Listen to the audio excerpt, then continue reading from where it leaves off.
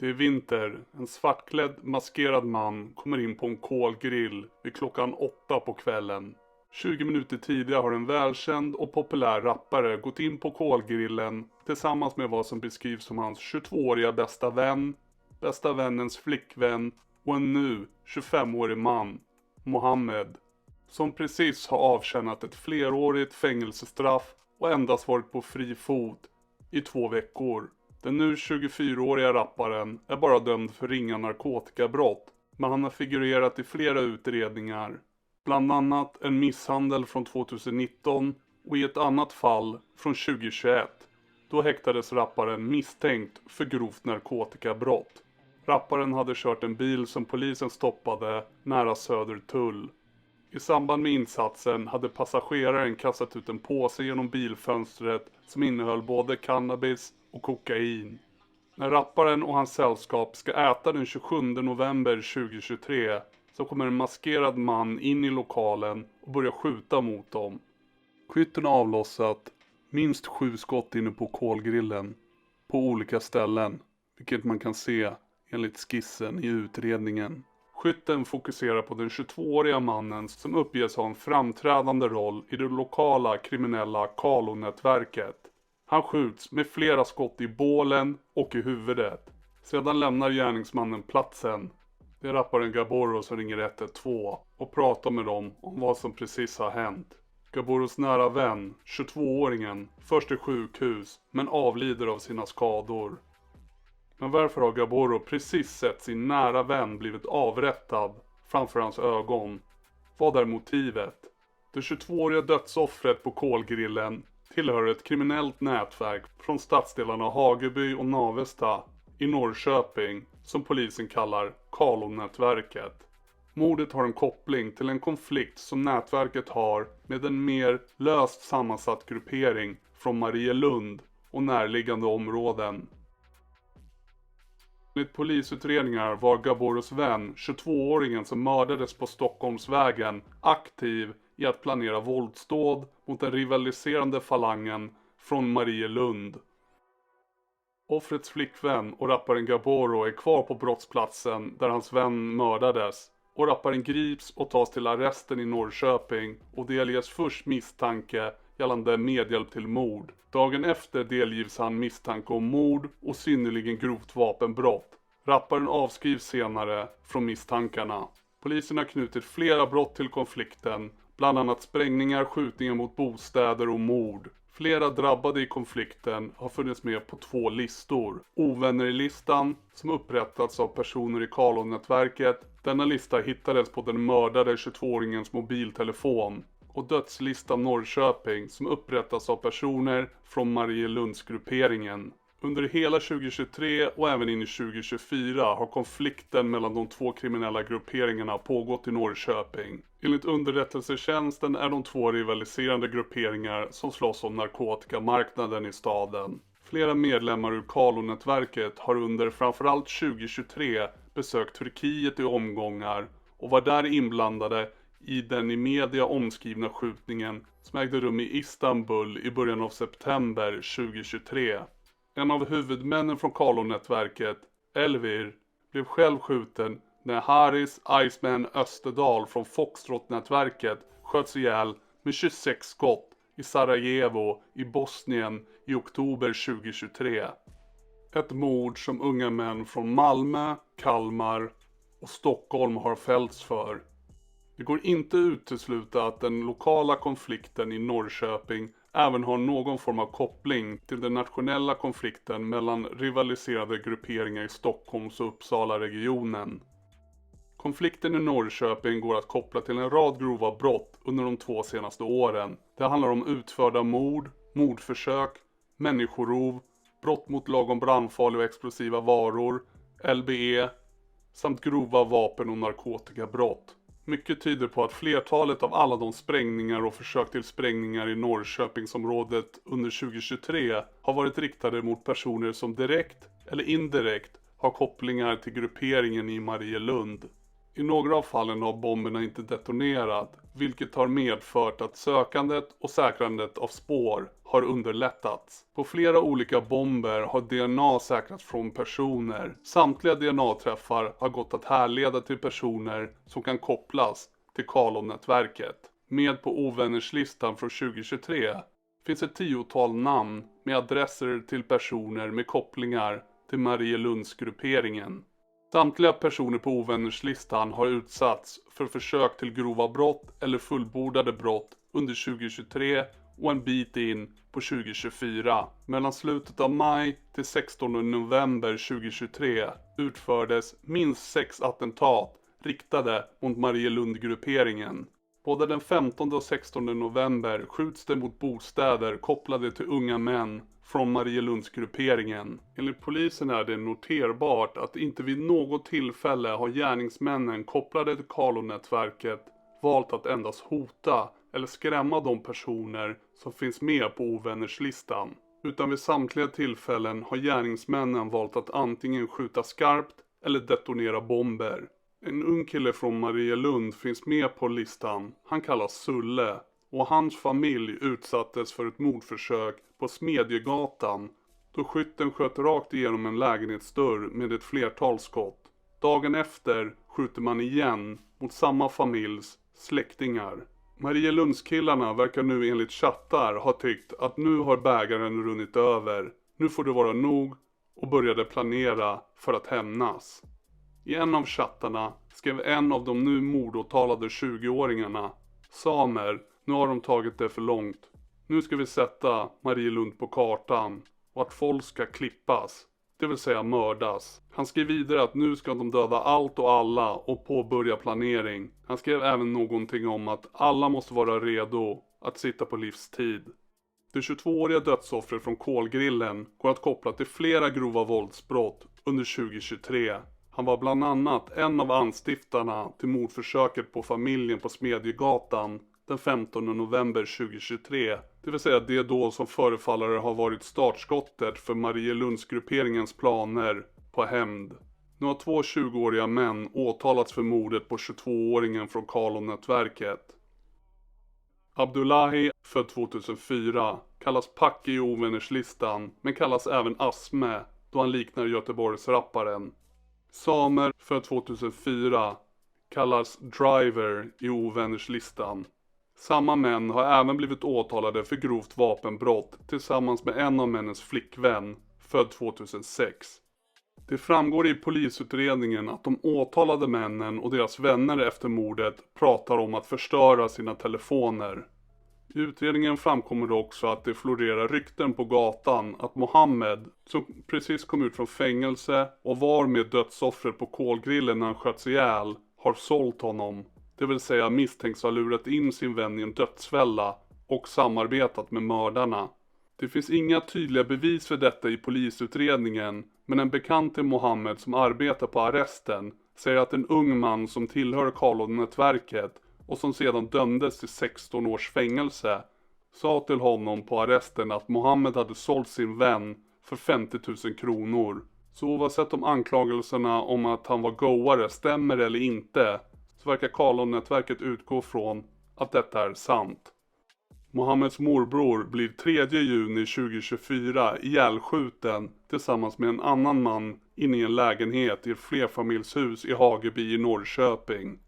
Detta dubbelmord misstänks alltså ha med konflikten att göra och är en misstänkt hämndaktion.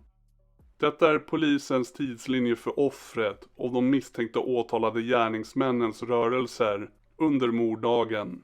Mohammed, som precis släpptes fri från ett fängelsestraff, har haft daglig kontakt med sin vän 22-åriga Robert sedan sin frigivning. Under morddagen ringer han till Robert flera gånger och frågar om hur och när de kunde träffas. Det bestämdes att de skulle åka iväg och äta på någon restaurang tillsammans. Roberts flickvän och Roberts vän, rapparen Gaboro, följer med. Mohammed blir upphämtad i en bil av de 3 och de diskuterar olika ställen att äta på. De 4 hamnar till slut på Kolgrillen på Stockholmsvägen i Norrköping. Gaboros telefon positionerade på adressen 1943 Och innan han går in i restaurangen tar han ett kort utanför med sin mobiltelefon. Från övervakningsfilm inifrån restaurangen syns Robert, hans flickvän och Mohammed komma fram till kassan för att beställa mat. Mohammed syns ta upp sin telefon ur fickan, skriva något och lägga ner den igen. Kort därefter tar han upp den igen, tittar på något snabbt och lägger sedan ner den igen. Utifrån övervakningsfilmen ser man att tiden från att sällskapet kommer till restaurangen fram till mordet är cirka 21 minuter. Sällskapet är de enda gästerna i restaurangen vid denna tidpunkt. Mordet skedde cirka 4 minuter över 8. En maskerad svartklädd man kommer in genom entrédörren och går fram mot sällskapet. Han börjar skjuta mot Robert, som först försöker gömma sig under bordet och sedan springa därifrån. Men Robert träffas av flera skott och avlider av sina skador. Flickvännen minns att skytten hade en svart jacka med något vitt märke på bröstet, eventuellt en haglöfsjacka, med luvan uppdragen samt en svart mask över näsa och mun. Han hade också svarta byxor. Gaboro ringer 112. Hans samtal är tidsstämplat 5 minuter över 8. Mohammed flyr från brottsplatsen till fots. Övriga, Gaboro, flickvännen och personalen på restaurangen är kvar på platsen när polis och ambulans anländer. Tidslinje utifrån de misstänkta. Vid 17:26, en polispatrull stoppar en bil på Bergslagsgatan i Marielund. I bilen kontrolleras föraren Samer och hans 4 kamrater. Samer är vid stoppet klädd i en svart tunn jacka med ett vitt märke på bröstet, vilket ses på polisens kroppskamera. En polis som deltog vid kontrollen skriver att Samer hade på sig en kort, svart, tunn haglöfsjacka med ett vitt H på ena bröstet. Valentino hade en svart, tjockare jacka med ljus päls på luvan. Klockan 17:54, Valentino skriver till Samer: "Hur ska du ge mig jackan?" Klockan 18:45, Samer befinner sig tillsammans med flickvännen i Miriam Galleria i Hageby.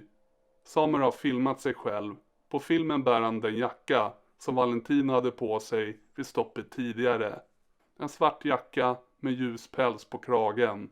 I för säger Samer att han lånat Valentinos jacka. Sin haglöfsjacka han tidigare hade på sig kan han inte redogöra för vart den tog vägen. Men det är troligt att Valentino fick den jackan i utbyte, enligt polisen. Cirka 19:30, Samer lämnar av sin flickvän hemma hos henne. Därefter kör han mot parkeringen vid Bråbogatan, som är i närheten av restaurangen. 1 minut över 8. Samer kopplar upp sig i Marielund igen efter att ha skjutsat hem en kompis. Han kör sedan återigen ner mot parkeringen vid Bråbogatan 9, vid gaven som vetter mot kolgrillen där Robert och Gaboro befinner sig. 3 minuter över 8. Enligt samtalslistor i Samers telefon ringer han till Abdullahi vid denna tid, vilket också bekräftas från Abdullahis samtalslista. Det finns även en chatt i Samers telefon som visar intensiv kontakt mellan Samer och Abdullahi fram till 6 minuter över 8. Innehållet i chatten har dock inte kunnat läsas ut. Efter 6 minuter över 8, alltså cirka 2 minuter efter mordet, finns inga fler samtal eller andra kontakter mellan de två. 5 minuter över 8. Samers telefon positioneras fortfarande på parkeringen vid tiden då mordet sker. Parkeringen ligger cirka 150 meter från restaurangen. Även Abdullahi kopplar upp sig i Marielund vid denna tidpunkt. 16 minuter över 8. En nyckelbricka tillhörande Valentinos familjs lägenhet används för att öppna entrédörren till en port på Bråbogatan. 17 minuter över 8. Strax efter mordet rör sig Samer från Bråbogatan och rör sig mot Fiskeby, där han positionerar 17 minuter över 8. Abdullahis telefonutkopplingar följer Samers rörelser mot Fiskeby och stannar när Samer stannar. Samer har i förhör även bekräftat att han är tillsammans med Abdullahi i Fiskeby. I närheten av platsen där de positioneras i Fiskeby har rester av brända kläder hittats av polisen den 29 januari. På kläderna har DNA från Valentino och Samers flickvän påträffats.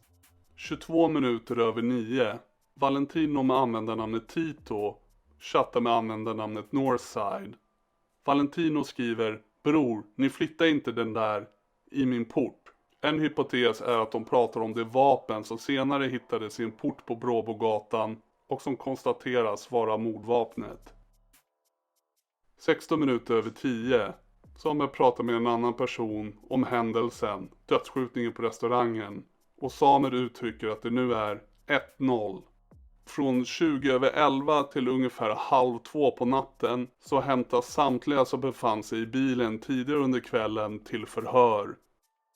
Det är bland annat nu åtalet Samer, Abdullahi och Valentino. Samtliga grips senare och anhålls misstänkta för delaktighet i mordet. De släpps senare i december. 29 november, Mohammed som var på plats vid mordet hämtas och anhålls misstänkt för delaktighet i mordet.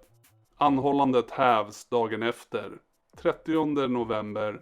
Vid en kontroll påträffar polisen ett vapen under innertaket till porten på Bråbogatan 3. Vapnet konstateras senare vara det som användes vid mordet. Analys av vapnet visar att det finns DNA från Samer och hans flickvän på mordvapnet. 1 december. Valentino skadar sig själv allvarligt i arresten. Han avlider på sjukhuset dagen efter av sina skador. En av polisens teorier är att skytten på kolgrillen var Valentino från Marielund som greps på mordnatten. Men enligt uppgifter tog han alltså sitt liv inne i arresten. Valentino samt de 2 åtalade männen fanns alla 3 på ovännerslistan man hittade på mordoffrets telefon. Han nämner även Valentino vid namn i en av chattarna innan många av de dörrskjutningarna som skedde under november. Kör på Valentino. Efter mordet på 22-åriga Robert från Karlon-nätverket kände underrättelsetjänsten och polisen i Norrköping på sig att en vedergällning snart skulle kunna komma till stånd. Hämndaktionerna kommer snabbt. Redan 20 december kom Ibrahim, Ibbe, 17 år gammal från gänget i Marielund, att skjutas ihjäl.